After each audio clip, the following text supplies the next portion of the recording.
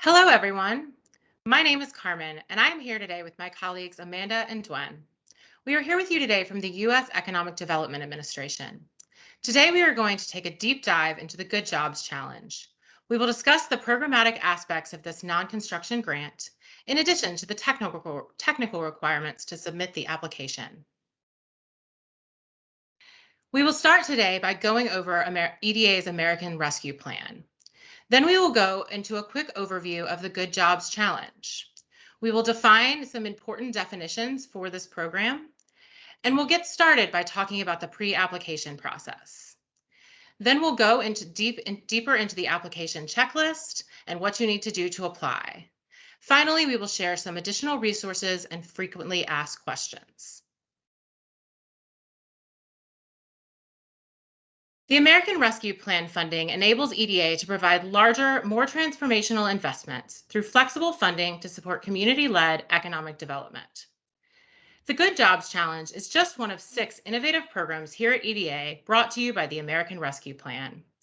$3 billion has been allocated by Congress to assist communities nationwide in their efforts to build back better by accelerating the economic recovery from the coronavirus pandemic. EDA has focused these funding opportunities to directly benefit previously underserved communities impacted by COVID-19. For more information about the other funding opportunities, please check out our website listed on the screen. This presentation will focus on the Good Jobs Challenge. Visit EDA's website at eda.gov/ARPA to learn more about each of these programs.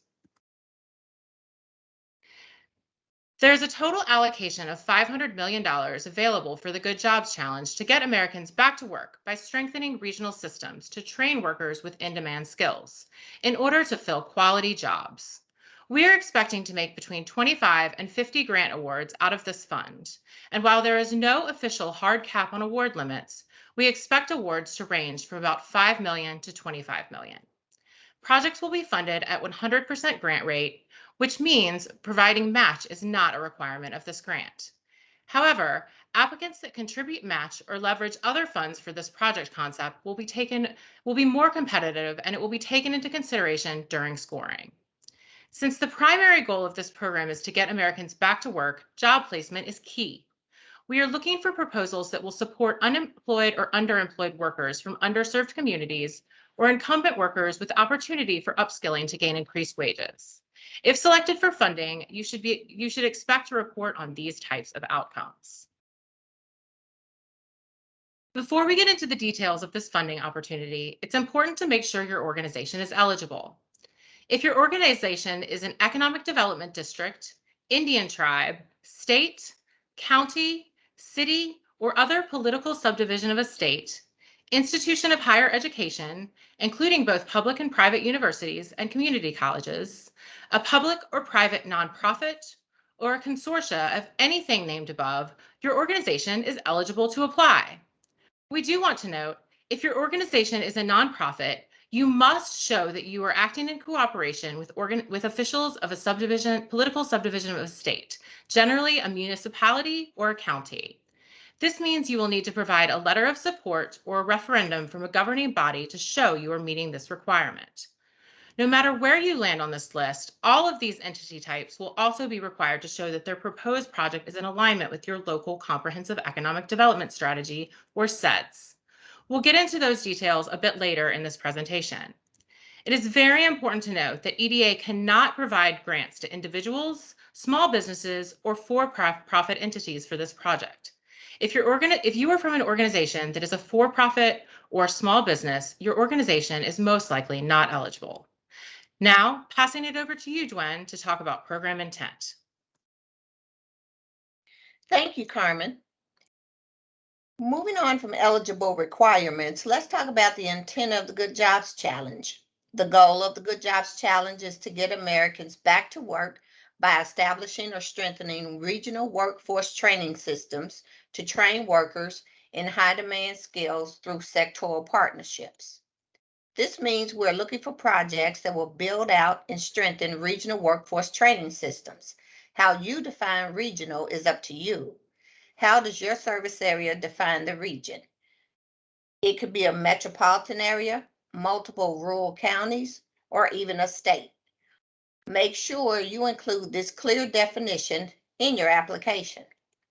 As part of your regional workforce training system, you will have at least one sectoral partnership. This is an industry-specific focus for your project. By building out sectoral partnerships, we expect this funding to help provide concrete, measurable impacts for your region in terms of job placements and showing wage gains for trainees. These are the types of outcomes grantees will also report on. Again, the intention of the Good Jobs Challenge is to build regional workforce systems. Let's talk about what that looks like. A regional workforce system is basically a consortium or partnership of sectoral partnerships. This is a system that fosters and supports these partnerships. In your applications, you can pull together multiple sectoral partnerships across various industries as demonstrated on the slide, or you can apply with just one sectoral partnership. Each sectoral partnership should be led by a backbone organization. We'll get more into what that looks like on the next slide. The system lead entity will be the organization submitting the application on behalf of the entire regional workforce system. This entity will be overseeing the multi-sector regional workforce system and be responsible for the outcomes of this project. Let's break down sectoral partnerships a bit. A sectoral partnership is a partnership of employers from the same industry who join with strategic partners from government, education, training, economic development, labor, and/or community organizations to develop workforce solutions that meet the needs of that industry within a regional labor market. Think about all the key players working on workforce initiatives in your communities. These are your strategic partners.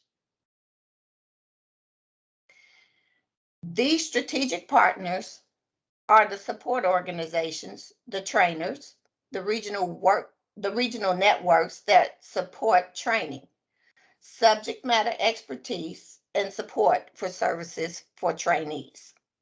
The strategic partners in your proposal generally should be EDA eligible organizations. Please refer to the earlier slide of what qualifies as an eligible organization under this funding opportunity. In addition, you will need to work with industry partners. As mentioned earlier, job placement is a key programmatic goal to the Good Jobs Challenge. To facilitate this, you will need to engage employer partners and industry experts in your sectoral partnership. As a reminder, a sectoral partnership should cover one industry. However, you can have multiple sectoral partnerships within one application. Now that you have all your partners in line, you will need a point of contact organization to help keep this sectoral partnership together. This should be facilitated by a backbone organization. A backbone organization is the lead entity for a sectoral partnership that serves as an intermediary across all the partners. The backbone organization should also be an eligible entity. Their role will be to facilitate work between all of the other strategic and industry partners. They should have some level of expertise in this area. These backbone organizations will support the system lead entity in organizing their sectoral partnership. We wanted to take a minute to help define some other tricky terms. Key workforce system terms: quality job or good paying job. This is a job that exceeds the local prevailing wage for an industry in the region, includes basic benefits like paid leave, health insurance, retirement, and savings plan, and/or is unionized and helps the employee develop the skills and experiences necessary to advance along a career path. Another term is wraparound services. This is any service to support and remove barriers to training and employment for a trainee in order to complete their workforce training activities. Examples could include transportation, language support, financial coaching, child care, career navigation and coaching, and access to technology. There are a lot of different models out there for work and learn or work-based learning, apprenticeships, etc. The important part here is to include models that will combine skills-based training and that prepares a worker for a current job opening. Because this program is looking for undertakings from employers to hire, employer commitment is key. The employer commitment may come in different formats. Examples include work and learn or registered apprenticeships. Work and learn and registered apprenticeships are programs that combine paid on the job training under the direction of a mentor with classroom instruction and result in an industry recognized credential certifying occupational proficiency. Other work and learn models are also included. Conditional hire. Employer hires worker on condition of successful completion of the training program and demonstration of skill acquisition. Employer commitments. Employers commit to hiring a specific number of workers who successfully complete the training program provided through the regional training partnership. We understand that these sorts of commitments can be hard to obtain, but we want to stress that they can show the strength of your partnerships and may be a part of a more competitive application. Importantly, please note that employer commitments are to hire are not required, but will likely help make your application more competitive. Employer commitment can be documented by a written communication, including an email, from an authorized representative of the employer, confirming the type of commitment that is attached to the application. Please see the merit review criteria of the Good Jobs Challenge in section E1A, starting on page 27, for more important information on how EDA will evaluate applications, specifically the criteria on employer partnerships.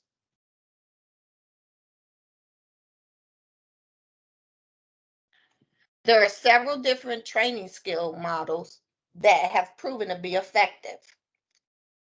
In our models, as we discussed on the previous slide, a key component is upfront employer engagement and mobilization and commitment to hire workers. Examples of training models that we are looking for in this challenge are listed on this slide. Skills training programs are programs that train the worker with foundational skills needed for a quality job and provide career pathways after program completion. Registered apprenticeship models.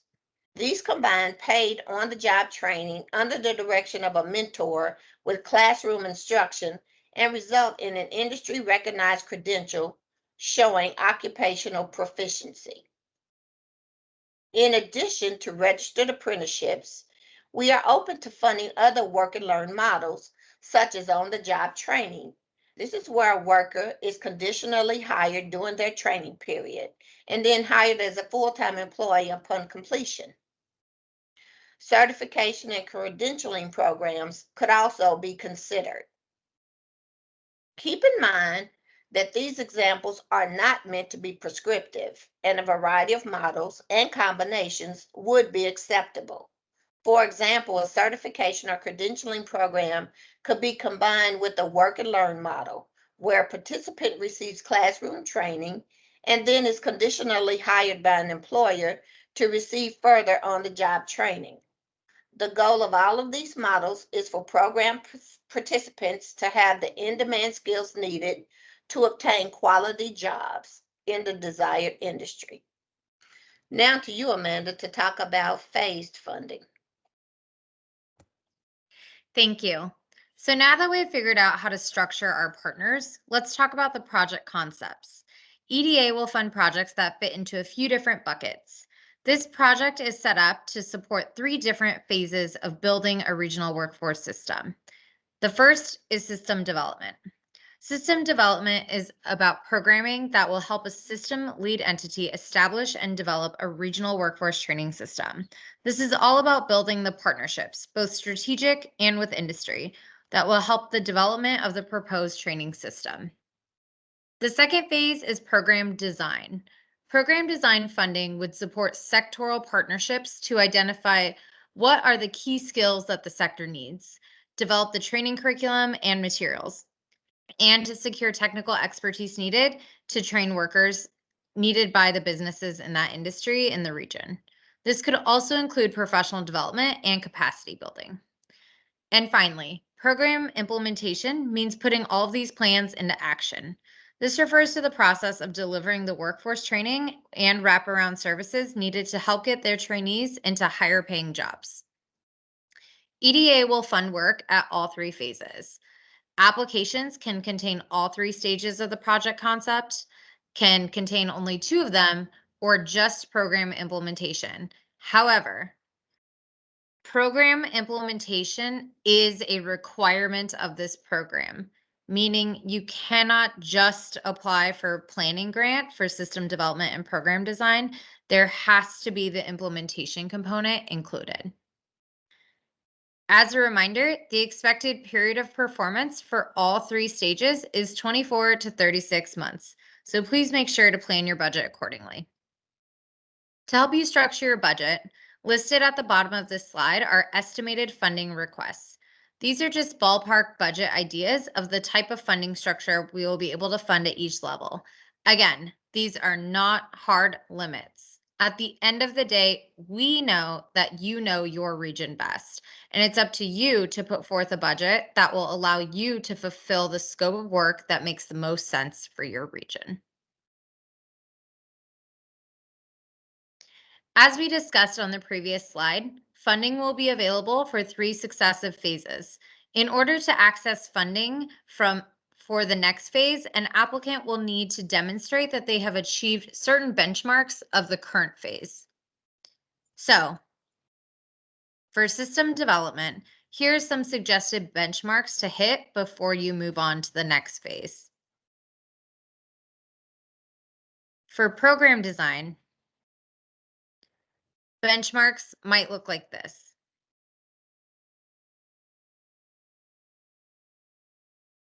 And finally, here are some of the program implementation benchmarks. Hopefully, these benchmarks will also help you as you build out your application proposal. Just to reiterate that before you can start the next phase, you have to have completed certain activities in the prior phase as listed on the slide. So for example, if your project concept is only focused on program design and implementation, then you should include in your application proof that your region has a developed system already. You would need to show that key partners are part of the program to move forward and that your region has plans in place to be ready for the program design phase. EDA will fund work at all three phases.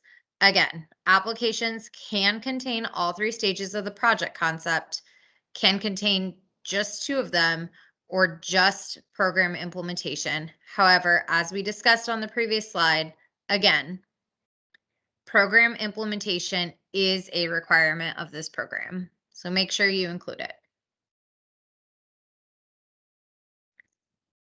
Now let's start jumping into what the application looks like. For the Good Jobs Challenge, the system lead entity for each application will need to submit their organization's application electronically through grants.gov. So the system lead entity is your primary applicant. To do so, be sure that your organization and at least one authorized organization representative who will submit the application are registered in grants.gov and that the SAM, aka the System of Award Management information for your registered organization, is up to date. You will also need a DUNS number and an EIN number to register for SAM. If your organization has not applied for a federal grant before, or you are not sure the steps shown above have been completed, please begin this process right away so you're ready well before the January 26th deadline. You can see Here, there are a number of steps, and each one takes time to complete in the systems managed outside of EDA. Please review section D4 of the NOFO for more information about the grants.gov registration process. In addition, to provide more context about what to do before you apply for an EDA grant, we have provided a customer support modules on the ARPA resources page at eda.gov/ARPA/resources. So now that your organization is registered on grants.gov, it's time to start filling out your application.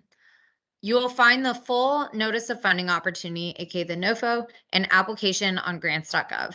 You'll need to fill out the application in the grants.gov workspace. Here you will find all the forms and requirements to submit. Please note, application will only be accepted through grants.gov. We encourage you to start early and not wait until the last day to submit in case there are any upload errors. Late submissions will not be accepted. As a reminder, full applications are due January 26th by 11:59 p.m. Eastern Time. So when you're in grants.gov, you'll find a number of forms and places to attach documents required for your application. To simplify this, we've put together this checklist to make it easy for you to track. You can download this list on our website. For the rest of this presentation, we'll go into detail on each of these requirements. For additional guidance, please make sure to read section D of the NOFO. I'm turning it back to Carmen now to walk us through the checklist. Thanks, Amanda. Now we'll talk about your project narrative and what should go into it. Your proposal should contain one project narrative per application. The narrative should be no more than 15 total pages, with margins no less than 1 inch, using Arial, Calibri, Times New Roman, or a similar font of size no less than 12 points. Material beyond the 15th page will not be read or considered. In Section 1, you will include the project description and overview, which includes an executive summary of the project of 250 words or less, and identifies the system lead entity for your regional workforce system or sectoral partnership. In Section 2, you will outline your employer leadership commitments. In this section, you'll describe employer leadership and commitments in place or anticipated, and explain how employers were or will be involved in the creation of training programs and how they will be involved in the project. You will also include information in this section about any stakeholders or partnerships that will be involved with this project. Include specific details on their roles and responsibilities, and include letters of support from core sectoral partners, including labor union partners. In Section 3, you will provide insight into the project's location and region, including the primary service area and key industry or industries. The description should include the most significant and difficult to meet skills need in the region, target participants, and should address how the project strengthens the partnership or system. As possible, demonstrate alignment with the SEDS of the region or regions served by your project.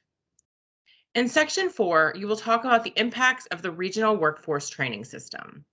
In this section, you will specify which of the 3 project components that we talked about before that will be addressed by your project.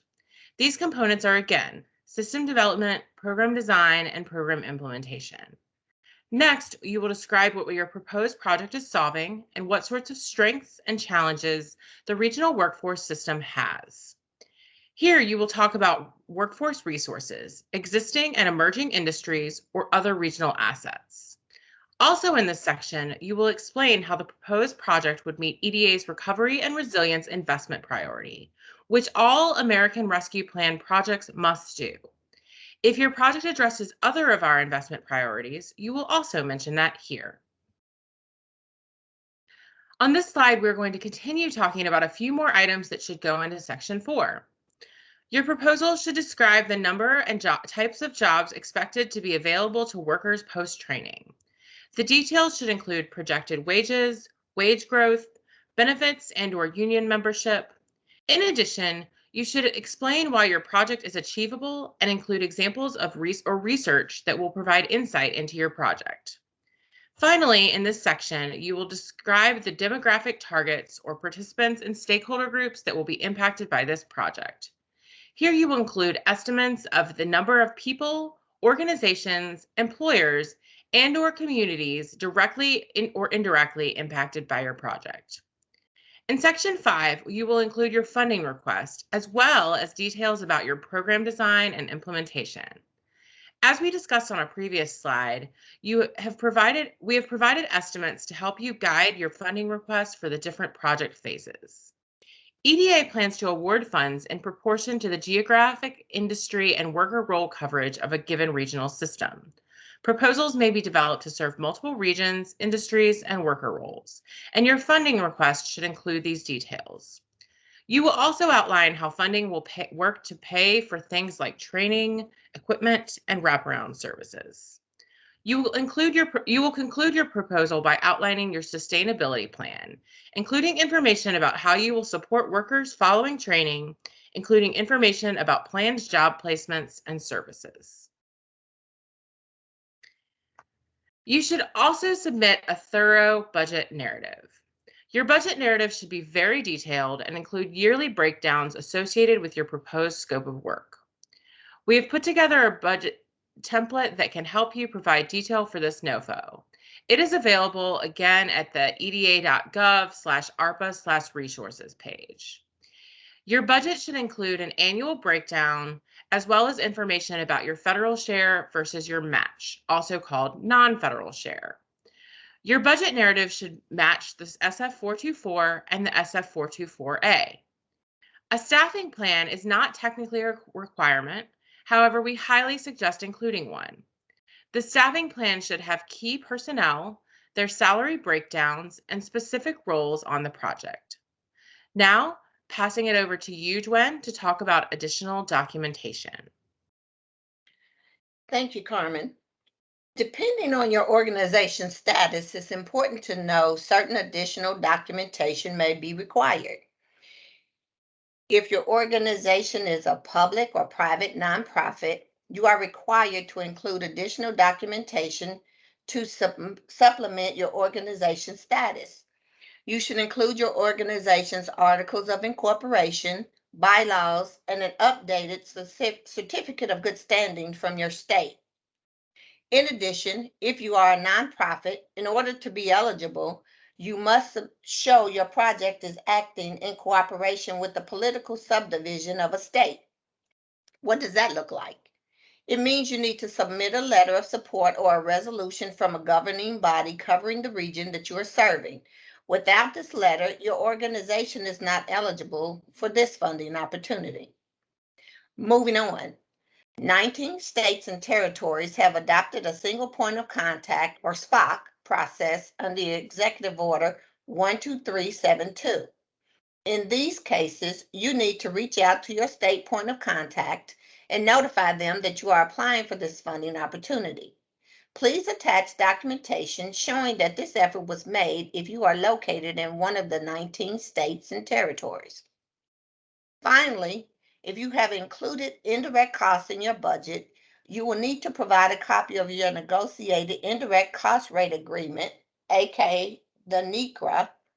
Make sure this is not expired.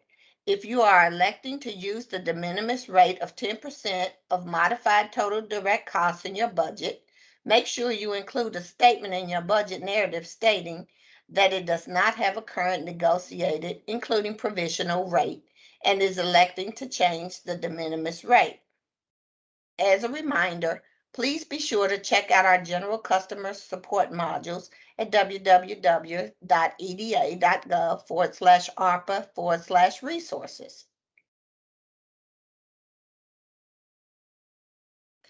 Despite your organization's status, i.e. nonprofit, government entity, etc., each applicant must demonstrate how their project is aligned with their region's current comprehensive economic development strategy, also known as SEDS. Good economic development starts with good economic development planning. SEDS is a document typically housed at your local economic development district, in other words, your EDD. You can think of a SEDS as a regional footprint, and plan for economic development. It's important to make sure your project is aligned with what is going on in your region. To demonstrate this, you should include in your project narrative some context about how your project aligns with your local SEDS. Or you can demonstrate this through a letter of support from your local EDD highlighting the alignment.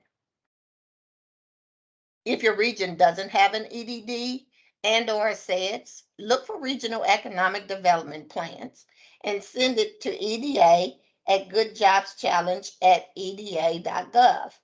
And we can help determine if that is the right plan for your region. If there are issues with your SED, such as it has expired or doesn't specifically include workforce development, please also reach out to us and we can help you navigate.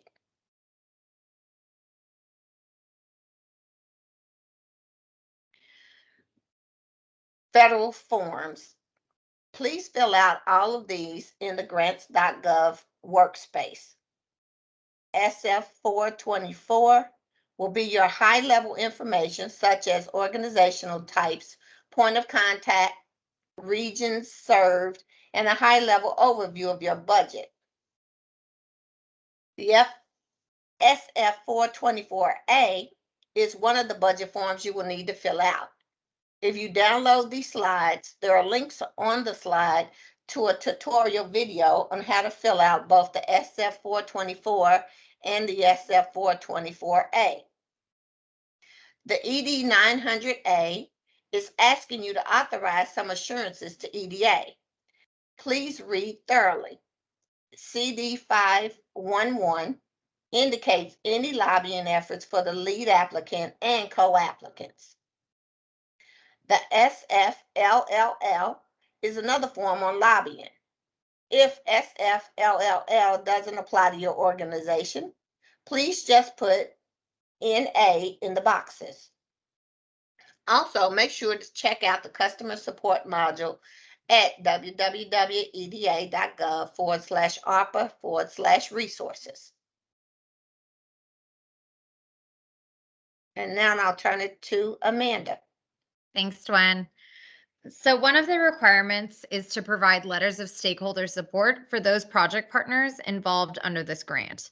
Stakeholders include, but are not limited to, any of the following kinds of organizations: state, tribal, local government entities, economic development organizations, state or local workforce development boards, career one-stops, employers, employer-facing organizations, and employer associations, education and training providers like community colleges and universities, community-based organizations, including faith-based organizations, worker-serving organizations, labor unions, and other key stakeholders with responsibilities in advancing the goals of the sectoral partnership. As mentioned, we'll need a letter from them outlining their roles within the project and that these letters should be signed. You can attach it anywhere in your application. As we mentioned earlier, applicants are not required to provide match for this project. However, organizations who do provide match may be more competitive. If your organization chooses to provide match as part of its application, please be sure this is correctly documented in the budget narrative. You should also provide signed letters from those entities providing match, even if the applicant is providing match itself, stating the amount and valuation and that the match is committed and unencumbered for the period of performance of this grant.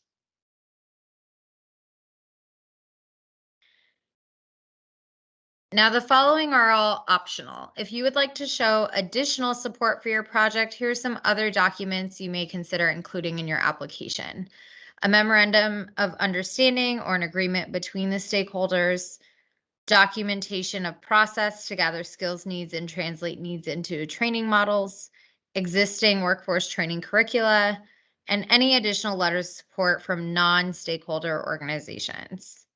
As a reminder, again, these are optional and not required documents for your application. So now that you've successfully completed your checklist, you've submitted all of your forms correctly in grants.gov, you'll receive an email from grants.gov stating that it was submitted successfully. We recommend submitting early in case there are any technical issues. Please note, all applications will be reviewed after the application deadline has passed. They will not be reviewed on a rolling basis. So make sure you take the time to get everything complete in your application before submitting.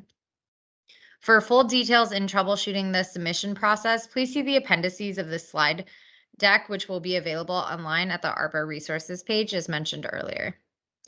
Complete submissions will be evaluated according to the 8 criteria listed on the screen. All complete applications will be reviewed by at least 3 individuals and scored against the evaluation criteria. Please be sure to read the NOFO for the full evaluation criteria information. The first evaluation criteria is development of key plans to support regional workforce training systems or sectoral partnerships. The applicant should provide plans on regional system development, training models, employer commitment, and outreach and outcomes. Second one is system lead entities or backbone organizations capacity. We'll be looking at the system lead entities and or backbone organizations' abilities to convene necessary stakeholders, track records of success, fundraising plan and leveraging a fund, and ability to reach underserved workers and their staffing plan. Next evaluation criteria is workers served and job placements expected. So this is the expected number of workers served and job placements during the grant period based on the partnerships with community-based organizations, worker serving organizations, and employers such as hires, recruitment, program completion, wage gain, etc. Fourth, we have employer partnerships. Employer partnerships will look at employer partnerships secured or plans to secure employer partnerships to develop community-driven model that will lead to job placements. We're looking to provide details on the type of training program they are building, what employers will be committing to the system, and what benefits they will receive from the partnership system. Next evaluation criteria is identification of regional needs. We'll look from a worker skills training perspective and based on how the project will address these needs, such as employer hiring needs for in-demand industries, vacancies, worker roles, etc. Specific existing or employer projected needs of a specific employers who are engaged in the regional workforce training system and plans on how to address stated needs by providing quality jobs. Next will be evaluated based on feasibility. What is the likelihood that plans and forecasted workers served and job placements will be completed in the grant period within the budget? And finally, the final evaluation criteria is focused on equity. This is the extent to which the application articulates a plan for ensuring that the project's benefits are shared across all affected communities and fairly between employers and workers. This includes the extent to which the application demonstrates the ability to serve trainees that benefit from federal and state programs like SNAP, TAMF, WIC. Although not required, EDA strongly encourages efforts to reach historically underserved populations and areas of communities of color, women, and other groups facing labor market barriers, such as persons with disabilities, disconnected youth, individuals in recovery, individuals with past criminal records, including justice impacted and reentry participants serving trainees participating in SNAP, TAMF, or WIC, and veterans and military spouses. And with that, I'm going to turn it back to Carmen to walk us through the timeline. So applications are due on January 26, 2022. This seems like it's far out, but it will arrive quickly. So please get started. We know building out these partnerships takes time. So we wanted to make sure you had the space to put your best foot forward. So applications again are due on January 26th at 11:59 p.m. We will be making awards in July of 2022, and applications will be scored according to the NOFO evaluation criteria that Amanda just talked about. The period of performance for the grants that we award must end on May 31st, 2027 to allow for closeout, because by September 30th, 2027, all American Rescue Plan Act funds must be expended. We have provided some resources here that where we have even more information than what we've shared with you today on applying. And we have the program website, which is listed and linked here, the application support tools, which we've talked about quite a bit at eda.gov/ARPA/resources, and the program inbox. Please email us at goodjobschallenge@eda.gov if you have any questions. So again, we have on the Good Jobs Challenge website, we have a lot of resources. These are listed and linked here on the slide. The NOFO is found on grants.gov. The program overview is on the eda.gov website, the application checklist, the FAQs, the budget narrative template, which we talked about before, the webinar overview and slides, as well as this webinar will go there, and general customer support and resources go to the eda.gov/ARPA/resources. So basically check the Good Jobs Challenge page and check the ARPA resources page, and you will find all kinds of resources that will assist you in your application process. So now I am passing it over to Gwen, who will discuss some frequently asked questions.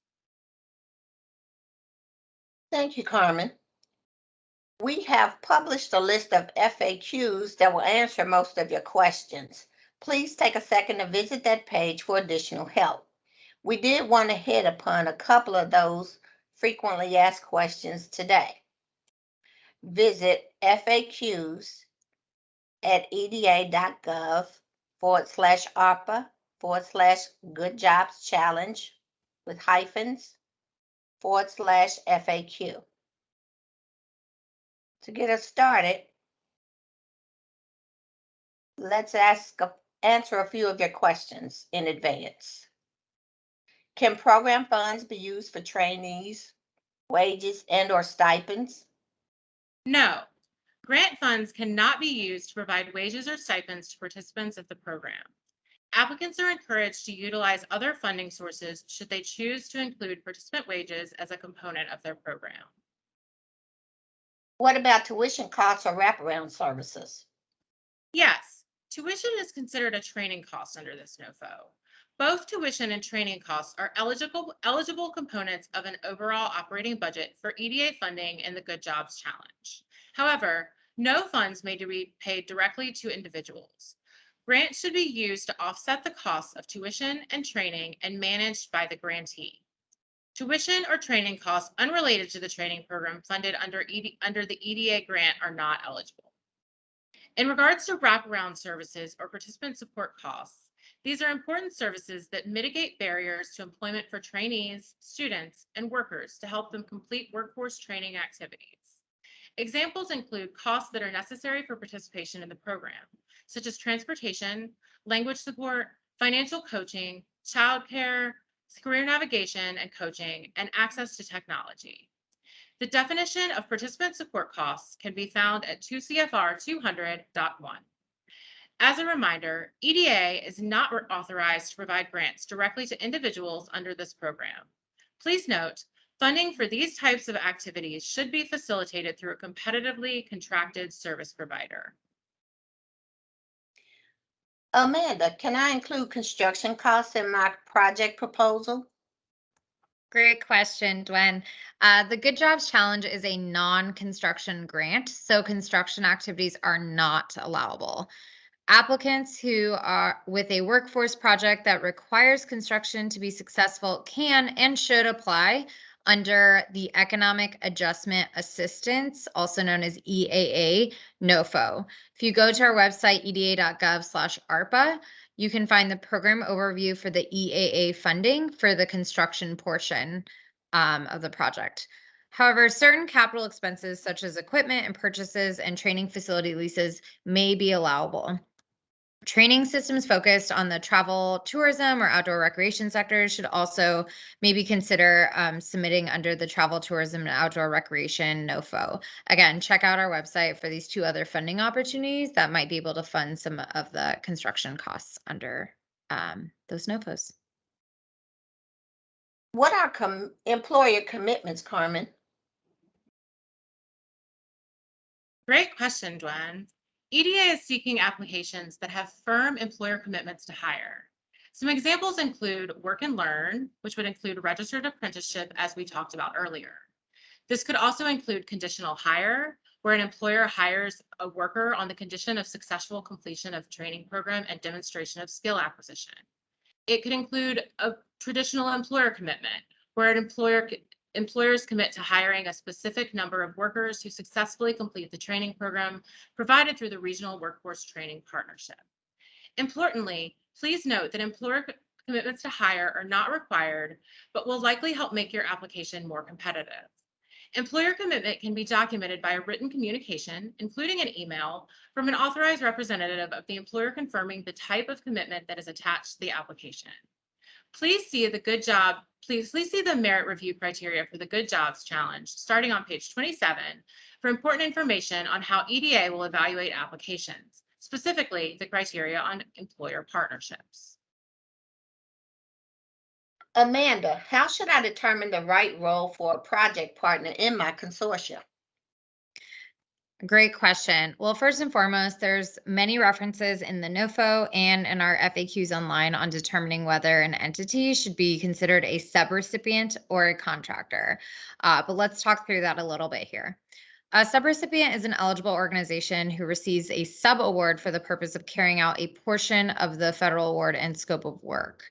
A contractor is an organization that executes a contract and creates a procurement relationship with the applicant. There are official definitions for these at 2 CFR section 200.331. And I'd highly encourage everyone to look that up to help determine that. But first and foremost, all applicants and subrecipients need to meet eligibility standards under this NOFO. I'm going to repeat that again. If you're including a subrecipient, they need to meet eligibility standards under this NOFO. Your backbone organizations and sectoral partners would likely be sub-awardees. Again, these organizations will need to meet the eligibility standards. If you have other partners on the project to conduct specific work that is not an eligible organization, they might be able to serve as a contractor.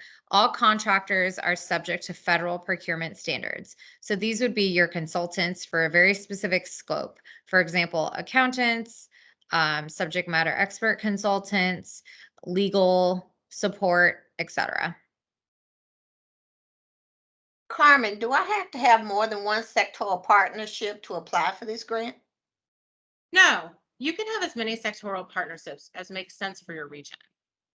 Or you may choose to focus on one sectoral partnership. In this model, focusing on only one sectoral partnership, the system lead entity and the backbone organization would be the same organization. Thank you, guys. Yes. So thank you everyone for joining us today. We have really enjoyed telling you about this program. And again, you can find resources on the program website, the applicant support tools, which we mentioned quite a few times. And please, please, please email us at the program inbox, goodjobschallenge@eda.gov. We've also included an appendices for an appendix for this challenge or for this presentation, where we've included a lot more links, a lot more references. So please download the slides for this presentation and check those out. Thank you for joining us today again, and good luck in your preparing your applications for the Good Job Challenge.